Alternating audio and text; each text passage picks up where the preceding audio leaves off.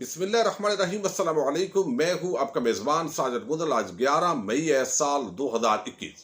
नवाज शरीफ के बाद वाजिद ज़िया ने शहबाज शरीफ के भी पसीने निकाल दिए। जाती उमरा से लंदन तक शरीफ गैंग को घेर लिया गया है। बड़ी आम खबरें हैं जिन पर आज की वीडियो में तफसील से हम बात करेंगे। CCPO लाहौर ने 3 गुल्लू भट्टों की गर्दन दबोच ली है। इस मामले पर आज हम सबसे पहले बात करेंगे।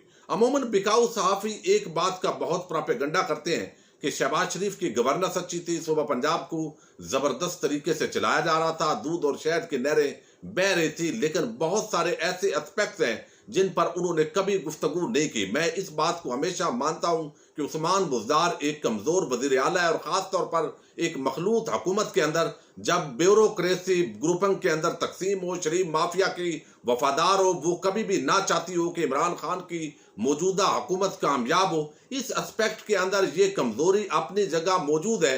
लेकिन दूसरी तरफ शहबाज शरीफ की जो गवर्नेंस थी वो बत्ताखोर कातल दहशतगर्दों के जरिए परवान चढ़ रही थी। और अब ये सारा राज जाकर खुला है कि लाहौर शहर के अंदर किस तरह कब्जा माफिया जो है वहां पर अपने पंजे गाड़े हुए थे और इंतजामिया की सरपरस्ती हासिल थी।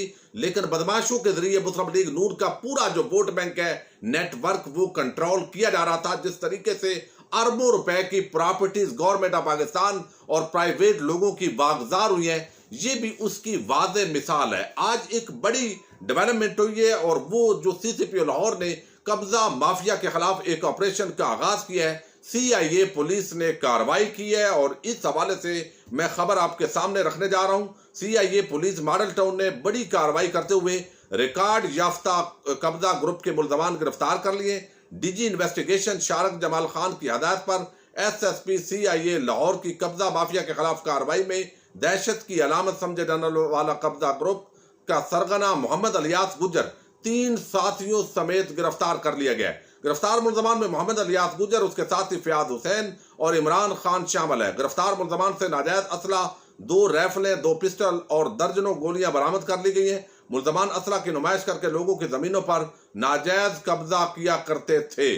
और ये देखिए जितने नाजायज कब्जा करने वाले हैं, दहशत की अलामत समझे जाने वाले बत्ताखोर, वो मुस्लिम लीग नून की सरपरस्ती के साथ लाहौर के अंदर परवान चढ़े। कोई खोखर बरादरान किसी की सरपरस्ती कर रहा है, किसी की कोई सरपरस्ती कर रहा है। तो ये गैंग पाल कर एक पूरा नेटवर्क बनाया गया जिसको अब तोड़ने की कोशिश की जा रही है। लेकिन इसके बावजूद भी जो नवाज शरीफ की और शहबाज शरीफ की वफादार ब्यूरोक्रेसी है वो इसके अंदर रोड़े अटकाने की कोशिश कर रही है। अब मैं आपके सामने रखूं ये जो मामला है ये अब पनामा पार्ट 2 बनने जा रहा है। यानी पनामा से भी बड़ा केस ये बनने जा रहा है जो अभी शहबाज शरीफ और नवाज शरीफ के खिलाफ हुदैबिया पेपर मिल्स रेफरेंस का पूरा मामला सामने आया है। और अब इस पर नैब भी मुतहरक हो गया और मामला जो है वो FIA के हाथ के अंदर जा रहा है। वही वाजिद ज़िया जिसने पनामा की इन्वेस्टिगेशन की और नवाज शरीफ आज तक वो जख्म नहीं भूले जिसकी ग्राउंड पर उनको नाअहल करार दिया गया। आगे कुछ मेहरबानी है इस मुल्क के कानून की जिसकी वजह से उनको सजा नहीं हुई और सजा होते हुए भी यहां से निकाल कर उसको लंदन भेजा गया। लेकिन वाजिद ज़िया जो है एक डरावना ख्वाब बनकर शरीफ खानदान पर उतरा और अब ये मामला जो है इसका इंक्वायरी का मामला भी वाजिद ज़िया के पास जा रहा है। मैं आपके सामने इसकी कुछ डिटेल रखता हूं। गुज़श्ता रोज मैंने एक वीडियो के अंदर आपको आसान अल्फाज के अंदर समझाने की कोशिश की थी कि ये बड़ा ही एक आम केस है जो हुदैबिया केस है। और आज फवाद चौधरी ने भी वही बात करके और ज्यादा आसान अल्फाज के अंदर समझाया और मैं थोड़े से अल्फाज आपके सामने रखता हूं और फिर अब नैब ने क्या कर दिया है ये भी आपके सामने रखूंगा। फवाद चौधरी कहते हैं कि हुदैबिया पेपर मिल्स केस तकरीबन 1242 मिलियन रुपए के फ्रॉड की कहानी है। Hudaibiya case Panama papers case से बड़ा है। नैब हुकाम ने सन 2000 में हुदैबिया पेपर्स के खिलाफ एक रेफरेंस दायर किया। नवाज शरीफ के दोनों बेटे शहबाज शरीफ और हमजा शहबाज केस के मरकजी किरदार हैं। इसहाक डार ने इस फ्रॉड में बैरूनी करेंसी के जाली बेनामी अकाउंट्स खुलवाए। इसहाक डार ने मुतलका हुकाम को अपनी तफसीली जो बयान में रिकॉर्ड करवाया। इसहाक डार बार में इस बयान से मुकर गए। Hudaibiya paper mills private limited के रिकॉर्ड की पड़ताल की।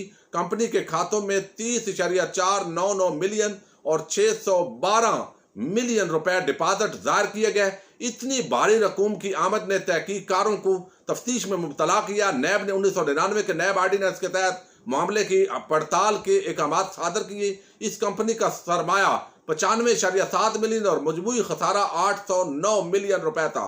मिल्स इंतजामिया में मियां मोहम्मद नवाज शरीफ, शमीम अख्तर, नवाज शरीफ, शहबाज शरीफ, अब्बास शरीफ, मरियम सफदर, सबिया अब्बास, हुसैन नवाज, हमजा जो है वो शामिल थे। पता चला कि शरीफ खानदान की तिजोरियों में भारी भरकम गैर कानूनी सरमाया मौजूद है। शरीफ खानदान ने इस वक्त दौलत के जराए बताने से कासर थे। प्रोटेक्शन इकोनॉमिक रिफॉर्म्स एक्ट की शिकों का सहारा लेकर यह पैसा बैरून मुल्क मुंतकिल किया गया और फिर टीटीज के जरिए यह पैसा वापस आया। तो फवाद चौधरी ने पूरा मामला बताया और अब बताया है कि यह केस FIA यानी वाजिद ज़िया को भेजा जा रहा है। वो आगे अपनी जो तहकीकी टीम है वो करेंगे और नए हकायक इस केस के अंदर सामने आया। नए हकायक की बुनियाद पर जो मुकदमा एक दफा अदालत बंद भी कर देती है तो उन ग्राउंड्स पर वो दोबारा खुल सकता है। और अगर शरीफ गैंग जो है ये पकड़ा जाता है, दबोच लिया जाता है और मुलजरम साबित होता है तो इसके जवाब बराबर जो जवाबदार हैं वो कादी फायद ईसा भी होंगे। चूंकि कादी फायद ईसा ने खुद वही काम किया हुआ था, उनकी एहलिया बच्चों के नाम पर लंदन में प्रॉपर्टीज थी, तो वो किस तरीके से नवाज शरीफ और उनकी औलाद को इस ग्राउंड पर सजा दे सकते थे। टेक्निकल ग्राउंड्स पर उनको केस से निकाला गया। लेकिन अब एक और बड़ी डेवलपमेंट हुई है, बल्कि दो आम डेवलपमेंट्स। एक तो जो शहबाज शरीफ की दरखास्त जमानत लाहौर हाई कोर्ट ने मंजूर की थी, नैब ने उसके खिलाफ अपील दायर करने का फैसला किया है और कहा है कि यह खिलाफ कानून, खिलाफ वाकयात लाहौर हाई कोर्ट के मुअज़्ज़ज़ जज ने जमानत दी है।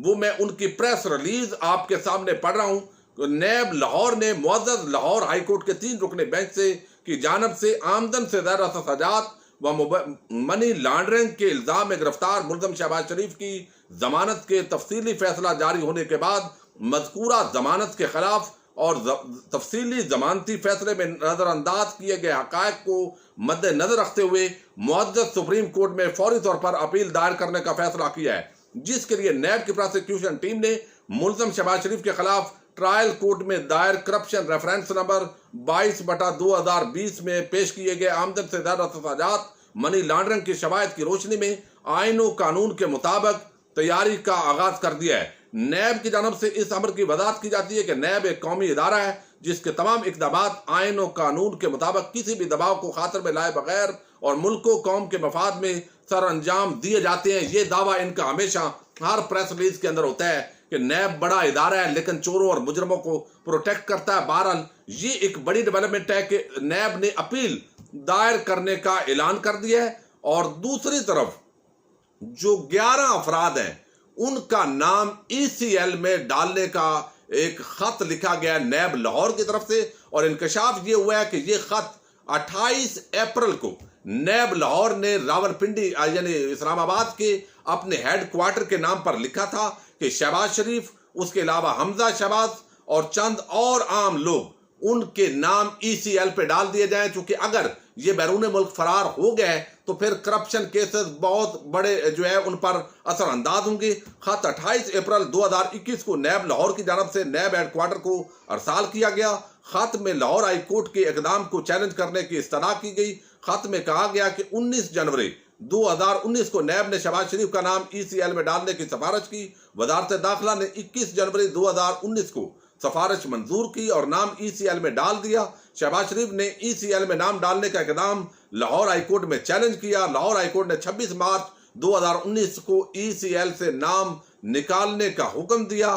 शहबाज शरीफ, हमजा शहबाज समेत 11 मुल्जमान के नाम ECL में डाले जाएं। 5 मुल्जमान को पहले इश्तिहारी करार दिया जा चुका है। मुल्जमान के खिलाफ रेफरेंस 20 अगस्त 2020 को एहतसाब अदालत लाहौर के रूबरू दायर हुआ है। 17 जून 2020 को नैब हेडक्वार्टर को शहबाज शरीफ का नाम दोबारा ECL में डालने की सिफारिश की गई थी और ये पूरा जो मामला है वो अब एक तो ECL के अंदर नाम डालने का कह दिया गया है कि ये डालें और दूसरा नैब ने सुप्रीम कोर्ट ऑफ पाकिस्तान के अंदर अपील करने का ऐलान कर दिया है और हदैबिया जो केस है उसकी इन्वेस्टिगेशन, री इन्वेस्टिगेशन वो वाजिद ज़िया की टीम के अब हाथ आने जा रही है और ये यकीनन जाती उम्रा से लंदन तक अब वाकई शरीफ खानदान घबराने जा रहा है। और ये भी लोगों को पता है कि अगला साल जो है उसके अंदर इलेक्शंस की तैयारी होगी और इमरान खान अब ये पूरा जो सिस्टम है उसको अवाम के सामने एक्सपोज करने जा रहा है कि वो क्यों कामयाब नहीं हो सके। ब्यूरोक्रेसी, सियासतदान,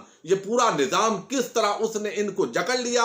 वो एहतसाब भी करना चाहते थे, लूटी हुई दौलत लेना भी चाहते हैं, लेकिन ये निजाम बदमाशिया रुकावट बना हुआ है और अगर अवाम उनको 2/3 मैंडेट दे तो वो तमाम बदमाशिया को कुचल कर रख देंगे। ये वो बयानिया है जो सबको नजर भी आ रहा है और ये हकायक पर मबनी भी है और अब किसी वजह से कप्तान ने नो कंप्रोमाइज का ऐलान कर दिया है। अपने मेजबान साजिद गुंजर को नेक्स्ट वीडियो तक के लिए इजाजत दीजिए। अल्लाह हाफिज।